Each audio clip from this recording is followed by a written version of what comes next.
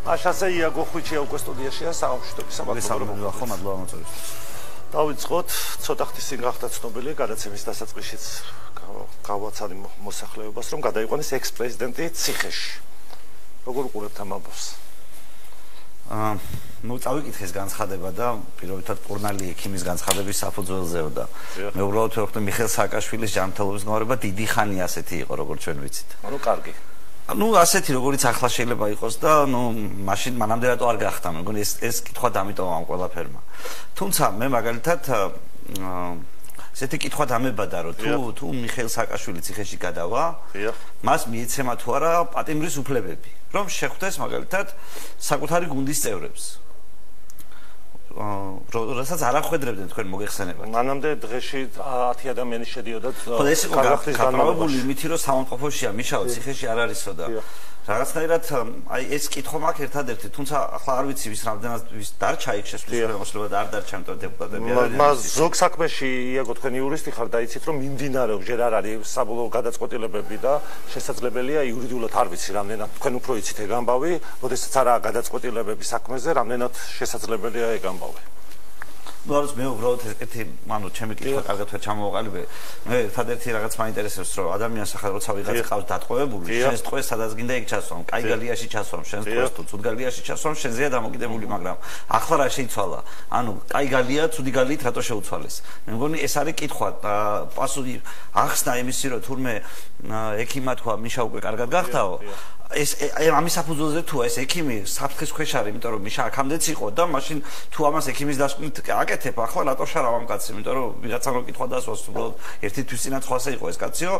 რა კონტრარგუმენტი იარსებებს. ამიტომ მე მგონია რომ რატო გადაყავთ მიშა კარგი როგორც გითხარით, კარგი გალიდან ცუდ გალიაში ეს კითხვა პასუხს მოითხოვს. უსასრულოდაც ხო ვერ იქნებოდა ახლა კლინიკაში. არა, მე აქამდეც მოუწოდებდი მიშა თავისით უნდა გადასულიყო ციხეში. თავისით რომ მას მიიღო ის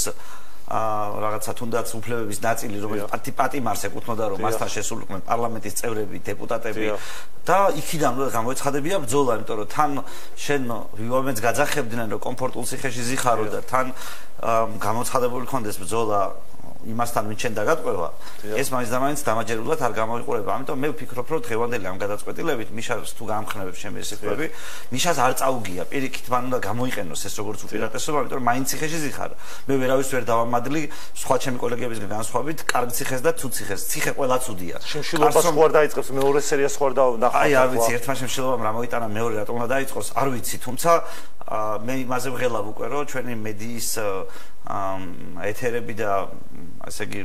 ეს პოლიტიკური ველი იქნება ერთი კვირა წალეკილი მიშას ციხეში გადაყვანით, მას იქ როგორ შეხვდებიან, პატიმრები აგებენ თუ კომპლიმენტს ეთქვიან და ერთი კვირა მინიმუმ ამით გავერთობით და შეიძლება კიდევ უფრო მეტიც გაჩნია როგორ ფორმაში იქნება ნაცმოძრაობა. სააკაშვილი უკვე გადაიყვანეს, რიგში დგას გიორგი გახარია. დღეს საქართველოს პროკურატურისგან მოვისმინეთ რომ ორი ბრალი წარედგინა ჩორჩანასა და 20 ივნისის საქმეებზე. აქ თქვენი შეფასება როგორი არის? იცით როგორ არის რომ ნუ ძალიან მარტივია თითქოს ერთი შეხედვით იმის თქმა რომ პოლიტიკური ოპონენტებს ქართული ოცნება დაძდებს და ზოგ ციხეში სვამ, ზოგ ნაძავებს და ასე შემდეგ და თითქოს ეს ერთი ხელის გულზე ჩანს, მაგრამ მეორეს მხრივ მოდი შევხედოთ ვინ არის გახარია, ვიზ ვლაპარაკობ. ვინ არის? გახარია არის ყოფილი პრემიერ-მინისტრი.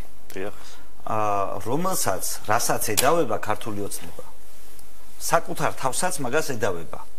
ანუ მაგალითად თქვენ დაუთმეთ ჩორჩანა რუსებს, ამას მარტო გახარიას ხო არ ედავები, ეს ხო შენც არის, შენც ხო იყავი ხელისუფლება ხო არ შეცვლა გახარიას მერე. ანუ ჩორჩანას ხო შენ მომავალ ხელისუფლებებს ამ ჩორჩანას ამბავზე შენ თვითონ ხო აკეთებ რაღაცას ამზადებ, რომ აი ამ ადგილას რაღაცა მე პრობლემა მქონდა ჩემი პრემიერ-მინისტრის ხელით ჩადენილი. და აი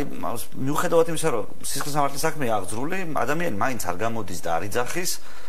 დარბევის დღეს რა მოხდა, რასაც ედავებიან თუნდაც ჩორჩანაში მართლა რა ხდებოდა, რაშია ზოგადად ხელისუფლების დავალება იყო თუ არა იქ რამე ბიზნესის პირობითად ან ვიღაცის. და ზოგადად როგორ იმართებოდა ორგანიზაცია ქართული ოცნება. ანუ სანამ ეს ადამიანი ამის შესახებ ინფორმაციას არ საჯაროდ არ ლაპარაკობს, მე საბეჭდო ამრჩება რომ ბიძინა ივანიშვილი თავის თანამშრომლებს სჯის და აჯილდოებს. ვიღაცას ცუდი ქმედების გამო, ვიღაცას კარგი ქმედების გამო. ხო და აი იცით როგორ არის, რომ თქვენ რო თქვენს თანამშრომლებს რო სჯიდეთ და აჯილდოებდეთ. ანუ ჩემთვის ეს ხო რაღაცნაირად გასაგები იქნება, იმიტომ რომ გასაგები იქნება, რომ თქვენს თანამშრომლებს რაღაცას უშვებით. და თუ ეს პოლიტიკური ბრძოლა არის, მეტი რა დარჩა რომ სიმართლის ლაპარაკი დაიწყონ. და თუ მისი გადაწყვეტილებებით იყო 20 ივნისი, თუ მისი გადაწყვეტილებებით იყო, რასაც თქვა საგამოძიებო კომისია ამტკიცებს და ხელისუფლება ამტკიცებს, ვიღაზე უნდა ილაპარაკოს გახარია. ხო და კი ბატონო, თუ შენი გადაწყვეტილებით იყო ეს, ჩორჩანად შენი გაკეთებული იყო. შენ არ იყავი ფეიკ პრემიერი. ანუ არ ვიყავიო ამას სამტკიცებს. თვითონ ხო? გახარია რომ წავიდა, მე მგონი ერთი მინისტრიც კი არ გაყოლია. დიახ. ერთი თავისი მინისტრის კი თუ არ ვწდება. არა, ინფრასტრუქტურის მინისტრის გადადგა მაშინ. არ მახსოვს. შეიძლება ინფრასტრუქტურა გაყოლოდა, მაგრამ არ მახსოვს რომ მას მინისტრთა კაბინეტი გაყვა. მინისტრთა კაბინეტი, რამდენიმე წევრი გაყვა. აი არ მახსოვს, გადავამოწმეთ მაინც. ინფრასტრუქტურის მინისტრია ესე ვინც მახსოვს, მაიაცკიტიშვილი გადადგა. კიდე რამდენიმე მინისტრი გადადგა, მე ნებისმიერ შემთხვევაში, ანუ მინისტრთა კაბინეტის არსებითი ნაწილი მას არ გაყოლია ამ კონკრეტულ შემთხვევაში. რაც ავტომატურად მე მგონი აჩენს იმის ვალდებულებას, რომ ახსნა რა ხდებოდა ქართული ოცნების შიგნით. და თუ შენ ამას არ ხსნი, ქართული ოცნების შიგნით რა ხდებოდა. და შენს მიმართ გზრავენ საქმეს, შენ აწერ ხელს რომ მე ვიყავიო 20 ივნისის საქმეზე დამნაშავეო. შენ თვითონ იძახი რომ ჩორჩანაძე არ ვიცი მისი პოზიცია კონკრეტულად, მაგრამ რაღაც ისეც რომელიც დამაჯერებელია საზოგადოებისთვის. აი მე რა უნდა გავაკეთო, ანუ ვიღაცამ როგორ უნდა დაგეხმაროს, ანუ შენ ხო შენი დაცვითი პოზიცია რო დაფიქსირდეს საჯარო სივრცეში, ამისთვის საჭიროა რომ შენ იბრძოდე. შენ იყენებდე შენს ხელთ არსებულ ყველა ინფორმაციას, ყველა რესურსებს. თორემ სხვა შემთხვევაში როცა ვხედავ რომ შენ თვითონ იღებ პასუხისმგებლობას რომ მე ვარ ამაზე პასუხისმგებელიო. შენ თვითონ რაღაცაზე ხელს აფარებ ვიღაცას და არ ამბობ იმ პერიოდის ამბებს გულწრფელად მიუხედავად იმისა რომ უცხოეთში ხარ. ნუ მე როგორ დაგიცვა ამ პოზიციიდან. და ჩემთვის ეს ქართული ოცნების რაღაც ციდა თამაშია, როცა ბიზნესმენი ივანიშვილი თავის თანამშრომლებს ხანასე დაალაგებს და მე როგორ შევიდებ ამ მის კომპეტენციაში ამ კონკრეტულ შემთხვევაში. გარდა ამისა, ჩვენ ვხედავთ რომ გახარია არ არის ერთადერთი გამონაკლისი, ოპოზიციის რამდენიმე ლიდერზე ასევე დაიწყო სააღიზრა სისხლის სამართლის საქმეები, ლელოს ლიდერებს გირაო, დანარჩენები კი არიან ისედაც დაპატიმრებულები, მაგრამ სხვა მუხლებით არიან, მიმდინარეობს მათზეც გამოძიება. ისე გამოდის, რომ ოპოზიციის დიდი ნაწილი პასუხისგებაშია მიცემული, მე მგონი გამონაკლისია გირჩი. მე მგონი გირჩი გამონაკლისია იმაშიც, რომ ჩვენ ფარულად და ხალხის ზურგს უკან არ გვითანამშრომლია ქართულ ოცნებასთან. არ აგვიღია ისეთი დაუსაბუთებელი შემოსავალი, რომელიც ჩვენს კოლეგებს ჰქონდათ და ამ შემოსავლის აღების და ამ თანამშრომლობის პროცესში ვინ რა დააშავა ბიზნესმენ ივანიშვილთან, მე არ ვიცი. აი როგორც გახარიაზე წერან გითხარით, რომ არ ვიცი, მაგრამ სანამ ეს ხალხი თვითონ ამას არ ლაპარაკობს, მე მიმაჩნია, რომ აი ამ ოპოზიციის ეს ბიზნესთან ეს ბრძოლა არის, როგორ გითხრა, ხელმძღვანელის და ხელქვეითის ურთიერთობები, რომელიც ეს კონტრაქტი რა სითვალისწინებს მე არ ვიცი. აი ვისე ამბობთ, აი მაგალითად გვარამიაზე, ლელოზე, ამ ხალხზე ამბობთ, რომ კონტრაქტი იყო. გვარამიას 40 მილიონის ამბავი ხო ყველა მისის. ხო ამაზე ნიკამელი ამ საჯაროთ არ უპასეს, ხო ყველაზე უსაფრთხო ადგილია, რომ ვიცით ყველა. ეს 20 მილიონი მერე ვიცით, რომ გილაურისგან და ვიღაცებისგან მოდიოდა და დაკავშირებული იყო ქართულ ოცნებასთან. საღიაზრის დონეზე ამას ყველა ხდება. შენ რაღაცაზე 40 მილიონი აიღე, მერე იმის გამო რომ საგიჟეთი მოაწყვე და პოლიტიკურ სპექტრში უბრალოდ თავი არ გამოგეჩინება, მართლა რომ დაფიქრდეს ხალხი რა მოუწყვე ქვეყანას 61 ოპოზიციონერი ჩახსნევინესია დატოვე ხოცები მარტო, ანუ რაც უნდა გადაეხადათ ჩვენთვის იმ გაგებით დაიმსახურე, იმიტომ რომ ამაზე უკეთესად საქმეს შეასრულებდა ბოლოს და ბოლოს 61 მანდატი დააკარგეთ, ამას ვერც კი წარმოიდგენდა ვერავინ რომ ასე გამოგივიდოდა ეს საქმე. და ახლა რაღაცა ფარგლებში, აი ამ რაღაცა ურთიერთობის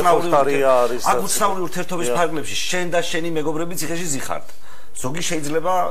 იცოდა საქმის კურსში იყო და ისეზის. ზოგი შეიძლება შენ გააბრიყვე და ისეზის. მე ხო ამაში არ შევალ, მაგრამ მე ხო ვხედავ საქმიან ურთიერთობებს ამ პარტიებსა და ქართულ ოცნებას შორის. და ვხედავ ეს ხალხი ციხეში ზის, მაგრამ ამ საქმიან ურთიერთობების შესახებ არ ლაპარაკობენ. და მე ეს მგონია მათი შრომით სამართლებრივ ურთიერთობაში წარმოშობილი პრობლემები. და სანამ ესენი არ ილაპარაკებენ საჯაროდ, როგორც ეს კარგი მაგალითია ერთი შემთხვევა, კარგი მაგალითია მეორე შემთხვევა, არ ვიცი, მე ხო რაცა იმასაც უშვებ რომ ხალხის დიდი ნაწილი ციხეში შეთანხმებით იჯდეს. ეს იმას ხო არ ნიშნავს რომ აი ხალხმა იცისო და თქვენს ამაზე აზრი გამოგაქვთ ესეთი რომ ოცნებიდან თუ ბიძინა ივანიშვილისგან აიღო თუ რა ასე ამბობთ ხო ის 40 მილიონიო. ხო და ეს იმას ხომ არ ნიშნავს რომ ეს ფული არა ივანიშვილისგან ან რამეთ სხვა გზიდან არის მოსული და შეიძლება ცდებით. 40 მილიონს თუ ამ ქვეყანაში თავარ ოპოზიციურ პარტიად გამოცხადებული პოლიტიკური ძალა წინა საარჩევნო კამპანიის დროს შოულობს რაის რუსული რეჟიმი კაცო. და რაღაცა დემოკრატია თუ აყვავებული ყოფილა, მაგრამ ჩვენ ამ ქვეყანაში ვცხოვრობთ. და მე მგონია რომ ეს ყველას ესმის რომ ეს წარმოუდგენელი სისულელია რომ რატო კეზერაშვილისგან ვერ აიღებ და კეზერაშვილი მე მგონი როგორც მითხეს პოლიტიკიდან წასულიო და მაგაზე დისკუსიას თავიდან ხوار დავიწყებ. ჩვენ ბევრჯერ გამოგვითხოვს ამასთან დაკავშირებული პოზიციები რომ რაც ახლანდელი გვარამია ამ არჩევნებზე რაც იყო ის იყო წინა არჩევნებზე კეზერაშვილი ზუსტად იგივე როლი ითამაშა მაშინ ნაცმოძრაობის გახლაში და მიშას ღალატში ესე რომ ვთქვათ. ხა მეორე საკითხია რომ მიშა ამას მინიშნებებით ლაპარაკობს ხანს დაბრალებს ხან ახსენებს ხან არ ახსენებს მაგრამ ქართული საზოგადოებისთვის მე მგონი ცნობილია რომ ნაცმოძრაობის დაშლა არასდროს ყველა არჩევნების მერე იშლება ნაცმოძრაობა და არასდროს ეს არ მოხდა რა შემთხვევით ზოგჯერ ამაში იყო კეზერაშვილის ფული გაერგარეული ზოგჯერ გვარამიამიშობა მილიონები ზოგჯერ რაღაცა მქნა და საბოლოო ჯამში ჩვენ ყველას გვესმის რომ აი ასეთი ტიპის ანუ დიდი პოლიტიკური აფიორაშია ეს ოპოზიცია თუ რას ამბობთ წარმოგიდგენთ ასეთი ტიპის ურთიერთობები აკავშირებს ამ ხალხს ერთმანეთთან და მე ხომ ისინი გულწრფელად რო არ ლაპარაკობენ ფაქტია ანუ ლაპარაკობენ იმას რაც ქაღალდზე წერია და ორივე მხარე რაღაც ფორმალური დავებში ერთმანეთთან მაგრამ მე ვხვდები რომ მანდ არ არის ძაღლის თავი დამარხული იმიტომ რომ არაფერ შუაში არ არის ბრალდებები რომელთაც ეს ხალხი ციხეში ზის არაფერ შუაში არაფერი არ არის საერთოდ რაც ამ ქვეყანაზეა მაგრამ ვიცი ასევე და ხედავ ამას რომ მათ წინარე გამოცდილებები გააჩნიათ ურთიერთობების ესეც ასევე საჯაროა სხვა ფორმის და ამის შესახებ არავინ არ ლაპარაკობს მიუხედავად იმისა რომ ციხეში ზიან ხო და მე არ მაქვს ვალდებულება ზოგადად ვღელავდე ამათ ბედზე მე ვღელავ შემთხვევითი ადამიანების ბედზე რომელიც ზუსტად ვიცი რომ შემთხვევით ზიან ბატონი ირაკლი ოქროაშვილის შემთხვევით ზის ამ პრიკუბში მოყვა ჟარგონულად რო ვთქვათ ბატონი გივით არგამაძე ასე მოყვა ბატონი პაატა მანჯგალაძე რომელიც ასევე აი მე და უამრავი ადამიანი ვინც აქციების დროს არის დაჭერილი უამრავი ანუ იქ შეიძლება რამდენიმე გამონაკლისი იყოს რომელიც კრიმინალია მაგრამ უმეტესობა ის ხალხი ციხეში არ უნდა იჯდეს ესეც ხომ ისი პასუხისგებლობა აქციის ორგანიზატორების ვინც მოუწოდა რომ პრეზიდენტის სასახლისკენ დაძრულიყო ხადია მაგრამ ვისაც უზის იმის პასუხისგებლობაც არის აუცილებლად რომ ადამიანების აი რაღაცა სახელმწიფო აი ამ დროს რა უნდა გააკეთოს თუ გადაანგრევენ ჯებირს შევლენ პრეზიდენტის სასახლეში ეს ხალხი არ უნდა დაიჭიროს არა უნდა დაიჭიროს მაგრამ აი მაგიტომაც არსებობს გარემოების გამოკვლევა სასამართლოში რომ შენ გამოიკვლიო კაცი მართლა რევოლუციონერი იყო თუ შემთხვევით შევიდა სადღაც ხალხი მიდისო და მეც გავყვებიო ხო და ეს ერთნაირი არ არის რევოლუციონერად არ შეიძლება გამოაცხადო შემთხვევითი ხალხი არ შეიძლება შენ მე მითხრა რომ პაატა მანჯგალაძე რევოლუციონერია და მე მომთხოვა რამე დაგიჯერო ამის იქით რა წერია მაღაზიაში მე თუ შევალ და რამეს მოვიპარო რომ შიოდა და ამის გამო მოვიპარე ეს პასუხისგებლობიდან მათავისუფლებს ანუ ეს უნდა დაადგინოს სასამართლო არა ეს მაღაზია შეგვიძლია დისკუსიაში შემამსუბუქებელი იყოს თავს თქვენ თქვით ხო რაღაცა შემამსუბუქებელი შეიძლება მაგრამ სახელმწიფო უნდა იმოქმედოს მაგრამ აი ნახეთ პატიმრობა არის ყველაზე მძიმე ფორმა ზოგადად თავისუფლების აღკვეთის ის უნდა გამოვიყენოთ იმ შემთხვევაში როცა სხვა გზა არ არის და თქვენ ახლა მეგინათ დამარწმუნოთ რომ პაატა მანჯგალაძე ციხეში რო არის სხვა გზა არ არის მე არც პაატაზე კონკრეტულად არც პაატაზე ვლაპარაკობ და არც ზოგადად ვამბობ მე თუ ასეთი რამე ხდება რომ პრეზიდენტის სასახლის ჯებირს გადაანგრევენ სულ არ მინდა არავის ჯდომა ციხეში მე ვიღაცა დასაჭერია ხوار არის სხვადასხვა მექანიზმი მე მესმის თქვენ რასაც ლაპარაკობ რომ შეიძლება იყოს შიდა პატიმრობით ან რაღაცა სხვადასხვა მექანიზმი არის და ალბათ ამაზე საუბრობთ ხო მე ვსაუბრობ იმაზე რომ არსებობს რაღაც პოლიტიკური თამაში სადაც ადამიანთა დიდი ნაწილი შეთანხმებულია და მათ საკუთარი როლები აქვს შეიძლება ცუდი როლი რაღაცა პატიმრის როლი არ არის კაი როლი მოგეხსენებათ მით უმეტეს თუ რეალურად გიწევს ამის შესრულება რამდენიმე თვითაც თუნდაც მაგრამ იქ არიან ამ თამაშის გამო დაზარალებული შემთხვევითი ადამიანები და მე ძალიან გულიმწყდება ამ ადამიანებს და მინდა დავეხმარო მათ აი რა ვიცი მინდა მიმართო ქართულ ოცნებას ბატონ ბიძინა ივანიშვილს რომ გამოიჩინოს მეტი სიკეთე ვიდრე იჩენს და ეს ამ ხალხს რაღაცა უშველოს გაათავისუფლოს იმიტომ რომ არის შემთხვევითი ხალხი რომელიც აყვა როგორ გითხრათ ანუ იმ ხალხის მითითებებს რომელსაც არ უნდა აყოლოდა ან იმათი ზედმეტად ჯეროდა და არ უნდა დაეჯერებინა მაგრამ ჩემი აზრით მათ დასაპატიმრებელი არაფერი არ გაუკეთებიათ და მე მინდა რაღაცნაირად რომ ჩვენ შევძლოთ მიუხედავად იმისა ამ გიჟობისა რაც როგორც მოეწყო ამაზე ცალკე უნდა დაველაპარაკოთ ცალკე უნდა ვარჩევდეთ ამბავს მაგრამ მე არ მაქვს იმედი რომ ახლა მოხდება ამის გარჩევა ამ საზოგადოებაში ჩვენ მზად არა ვართ ამ საზოგადოებაში ახლა ამის გასარჩევად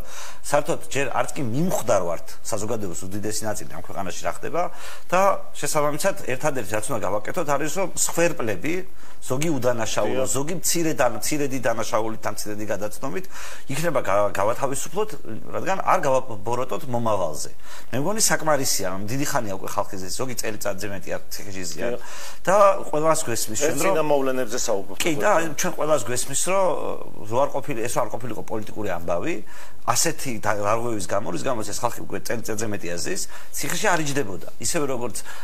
ქალბატონი ზიან მაღლობელი ციხეში არ იჯდებოდა ისეთი ტიპის დარღვევისთვის რა ტიპის დარღვევისთვის ზის ციხეში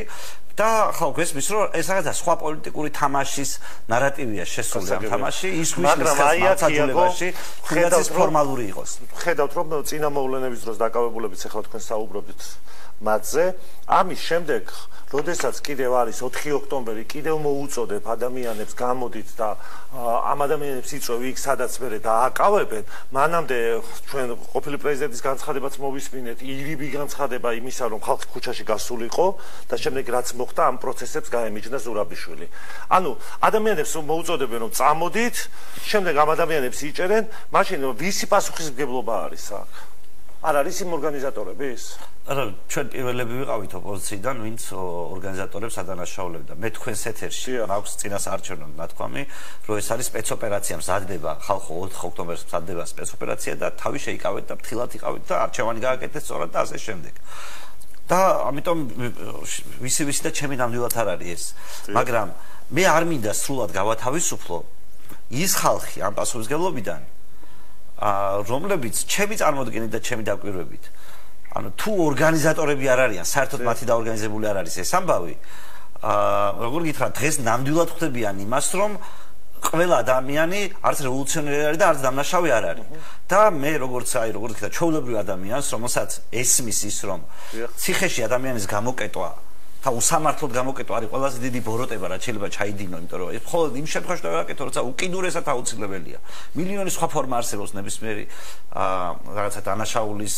როგორ გითხრათ დასაზღვევად რომ ეს მემორში არ გამეორდეს ან ასე შემდეგ მაგრამ მე მგონი ახლა რაც ხდება ეს ნამეტანია აი ყველა გაგებით ნამეტანია იაკო მეც მინდა რაღაცა მართლა ის არ გამომივიდეს რომ ადამიანების ციხეში ყოფნა მინდა მაგრამ აქ უფრო მეტად თქვენს თქვით რომ აი ვაყენებდი ამ საკითხს რომ პროვოკაციაში არ ჩართულიყო ეს ადამიანები მაგრამ როდესაც საქართველოს პარლამენტის წინ თქვა ხედავდით რაც ხდებოდა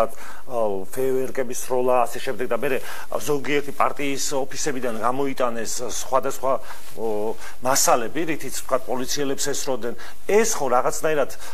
იმ ადამიანების პასუხისმგებლობას უფრო კი თქვენ ამბობთ ამას მაგრამ იწვევს და შემდეგ მათ მორალური უფლება უნდა გქონდეთ კიდევ რომ აი თუნდაც პოლიტიკაში იყვნენ ეს ადამიანები ჩართულები თუ შენს გამო ადამიანები ციხეში ხვდებიან რაღაცა ზღვარი ხო უნდა იყოს ანუ სადგადის პოლიტიკური განცხადებები და სადგადის დანაშაული ნუ როგორ გითხრათ მე თუ მკითხავთ ჩვენი პოლიტიკური სპექტრი დიდი ხანია გამოსაცვლელია და ძალიან გულშემატკივრობ იმას რომ ეს პოლიტიკური ჩვენი ველი გასუფთავდეს და იქ ისეთი ადამიანები გამოჩნდნენ ვის სიტყვასაც ფასი ექნება რომელიც რაღაცას რო იტყვიან ამას რაღაც ერთკვირიანი მნიშვნელობა მაინც ექნება თუ ერთწლიანი არა და საბუნდამო არა და მაგრამ მე არ ვარ თანახმა რომ ეს სხვა ჩემი კურთხევით ეს მოხდეს ისე რომ სახელმწიფო იძულების ძალით აუკრძალონ ვიღაცას ხალხის მოტყუება თუნდაც იმიტომ რომ შენ თუ მოტყუდი აი ჩემი ამოცანა არ უნდა იყოს ადამიანი დავიჭირო ლაპარაკის გამო აი რაღაცა რომ ადამიანმა ილაპარაკა და შენ გატყუებდა მე ამის გამო ის არ უნდა დავიჭირო და ასე პოლიტიკური ველის გაჯანსაღების მე ამჯერა მე მჯერა პოლიტიკური ველის გაჯანსაღების როდესაც აქ მარტო კი არ ვიჯდები არამედ იჯდება ჩემი რომელიღაცა ოპონენტი აი მაგალითად 4 ოქტომბრის ხალხი რომელიც ციხეში ყველა ხო არის ხო გარეთ არის ზოგიერთი რომელიც 4 ოქტომბერს რო აორგანიზებდა გუშინ მაგალითად ადვოკატი გამოდიოდა პატაბურჭულაძის და არაფერი პატაბურჭულაძის განსაკუთრებული საქმე არ აქვს ჟურნალისტი ეკითხებოდა რომ ისო რა ქვია სასამართლოზე იტყვის რა გეგმა ქონდათო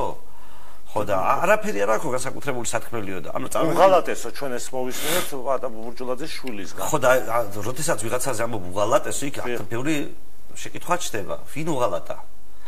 რატომ მიგაჩნია რომ ვიღაცამ რო არ გააკეთა ეს ღალატია? რაღაცა გეგმა რო არ არსებულიყო 70 წლის კაცი. შეიძლება ესე გადაჭრით ამბობდეს რომ თქვათ 4-ში 4 საათზე დასრულდება ხელისუფლება. ის სოფო ჯაფარიძე იყო შემდეგ 4 ოქტომბრის შემდეგ უკვე აღარც მინახავს არც ერთ სატელევიზიო არხზე. იგივე სოფო ჯაფარიძე აცხადებდა რომ დასრულებულია ეს ხელისუფლება. ანუ გასაჩივრებას აღარ რო ვეკითხებოდი რა გეგმა არის და როგორ და რანაირად მშვიდობიანათო და ანუ რაღაცა იყო ხო? მარტო ეს განცხადებები არ იყო იმის იქით. ხო და აი წარმოიდგინეთ რომ რადონის აბსურდს აქვს ადგილი რომ ამდენი ხანი გავიდა 4 ოქტომბრის მერე და ჯერ კიდევ ვერ ხვდებით საერთოდ გეგმა არსებობდა თუ არ არსებობდა ვის უნდა ეღალატა ვის არ უნდა ეღალატა ანუ ის მაინც ხო შეიძლება თქვა რომ აგერ იმიტომ იჭერენ ხელისუფლების ტიპებს რომ ისინი ღალატს აპირებდნენ და მიუხვდნენ აი რაღაცა ხო ეგეთი ხო შეიძლება მაინც თქვა რომ ოდნავ რაღაცა დაფიქრდეს და უცბად რომ აღმოჩნდა რომ ეს საპნის ბუშტი იყო რატომ გაბერეს საპნის ბუშტი ვისი შეკვეთით გაბერეს საპნის ბუშტი მე რომ ვამბობ რომ ამაზე არ ვღელავ მეთქი იმიტომ რომ ბიძინა მანიშვილმა თავის თანამშრომლები რატო დასაჯა ჩემი საქმე არ არის თქო ამას გულისხმობ იმიტომ რომ შენ მე ვერ წარმომიდგენია სხვა ვინმე ყოფილიყო შემკვეთი 4 ოქტომბრის ამ კონცერტის რაც იყო მოწყობილი გარდა ქართული ოცნება იმიტომ რომ არჩევნებზე რაც მოხდა ამის გამო ის აწყობდა ქართულ ოცნებას აი ისე როგორც უპირატესობა მე მიიღო და შესაბამისად შენ ამის შემსრულებელი რაც ქართულ ოცნებას რაც შეიძლება ოცნება ქართულ ოცნებას რო გახდი უფასოდ და აღმოჩნდა ასევე უფასოდ ციხეში და კიდე ხმას არ იღებ ამის შესახებ ან მე არ მგონია რომ ყველა ვინც ციხეშია ისეთი იდიოტია რომ ამას ვერ ხვდებოდეს ვიღაცაზე შეიძლება ვიფიქრო რომ ის არ არის ესეთი კონებრივი შესაძლებლობის რომ პირობითად რამეს მივხვდარიყო მაგრამ ყველაზე მე ამას ვერ ვიფიქრებ ამიტომ ჩემი ერთადერთი ვერსია ამ თემასთან დაკავშირებით არის ის რომ იმ ხალხმა რომელმაც მიიღო ქართული ოცნების სპეცოპერაციაში მონაწილეობა და აი დანარჩენი პატიმრების დიდი ნაწილსაც არა ყველას არ მინდა რომ იქ რაღაცა გავიღო ქართული ოცნების სხვა სპეცოპერაციებში აქვს მიღებული მონაწილეობა აი ქართული ოცნების სპეცოპერაციაში იყო პატა ბურჭულაძე 70 წლის კაცი და ციხეში წავიდა რათო ღირდა ეს ოპერაცია თუ თქვენ ამბობთ რომ ალიანსში იყო ოცნებასთან აი არ ვიცი მაშინ ადამიანი ნორმალურად არ უნდა იყოს რომ 70 წლის ადამიანს რა უნდა გაკეთო რომ ციხეში წავხვიდე არ ვიცი როგორ გითხრათ ახლა მე მახსოვს ბიძინა ივანიშვილი ხუმრობდა თუ არც ვიდეოც კი არსებობს პაატა ბურჭულაძეს და მისი პირველი ურთიერთობის შესახებ და მახსოვს რომ იქ იყო დისკუსია იმასთან დაკავშირებით რომ ფინანსებზე საუბარს თავს არ არიდებდა ბატონი პაატა და ბატონი ბიძინაც კი ხუმრობდა მასე მახსოვს უბრალოდ ახლა ზუსტად ვერ აღვიდგენ იმას მაგრამ მახსოვს რომ ასეთი ვიდეო არსებობს და ვიცი რომ ეს პირველი ის რა ქვია ამბავი არ არის როდესაც ზოგადად პაატა ბურჭულაძეს რამე ტიპის შეთანხმებაზე ვინმე შეიძლება ელაპარაკებოდეს ის პოლიტიკაში აქამდეც ყოფილა და მე ერთ-ერთი მსხვერპლი ვარ მისი ნიჭიერი პოლიტიკური კარიერის დასაწყისის თავის დროზე და ამიტომ თქვენც იყავით იქ კი სამწუხაროდ ჩვენც გვაქვს ასეთი ცუდი გამოცდილება 2016 წელს ახლები ვიყავით მაშინ ბევრამდე არ გვესმოდა